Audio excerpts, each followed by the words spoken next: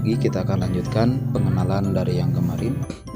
Bapak Ibu yang saya hormati, tadi di WA saya dengan tulisan supaya Ibu mungkin bisa lebih mengerti dengan membaca dan step by step. Nah, kali ini videonya yang lebih lengkap. Ketika kemarin kita sudah membuat pertanyaan-pertanyaan dan sebagainya, di yang pertama di tombol-tombol di atas kita bisa merubah warna, baik tema ataupun ketika ingin gambar dirubah ataupun warna dirubah, itu bisa terapkan dan nanti dia akan berubah warna. Kemudian selanjutnya ada yang tombol segitiga, itu ketika kita mengetahui email dari responden, silahkan masukkan emailnya dan sebagainya. Ini silahkan masukkan, kalaupun tidak, ini tidak usah diisi. Nah, adapun ketika gurunya bukan cuma satu, kita bisa tambahkan kolaborator di sini. Silahkan masukkan emailnya, undang orang, silahkan masukkan email guru tersebut, kemudian kirim supaya dia pun bisa mengedit file yang kita buat ini ketika inginnya seperti itu. Jika sudah beres semuanya, ada yang paling tengah ini, silahkan perpendek URL kemudian salin. Nah, salinan ini, URL ini, link ini yang nanti kita akan tempelkan di dalam Google Classroom ataupun di grup WA yang ada murid atau santrinya itu. Dan ini untuk apa? Yang ini ketika kita ingin menempelkannya di sebuah website, itu Bapak Ibu mungkin tidak usah tahu. Kemudian kumpulkan alamat email ini untuk apa? Ini akan bisa diisi oleh responden ketika mereka memasukkan alamat email di awal pertama kali mereka harus memasukkan alamat email. Ini mungkin kesulitan untuk mereka yang bukan menggunakan Gmail. Nah, kita tidak perlu. Selanjutnya ada titik 3. Ini pratinjau untuk mengetahui tampilan yang akan kita bagikan nanti ke mereka. Setelan itu pengaturan-pengaturan yang nanti setelah ini kita akan bahas. Urungkan itu kembali, kalaupun tadi ada kesalahan kita tinggal klik urungkan.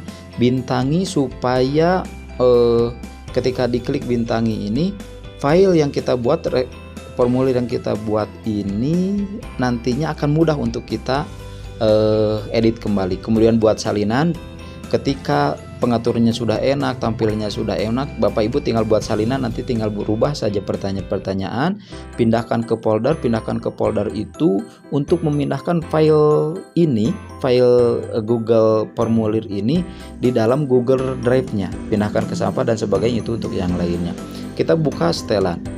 Nah, di setelan ini kumpulkan alamat email untuk mengumpulkan tanda terima. Maksud tanda terima, jika responden yang memintanya itu, ini akan membuat sulit. Kemudian batasi ke satu tanggapan, itu anak-anak atau responden hanya bisa mengirim satu kali, tidak bisa beberapa kali.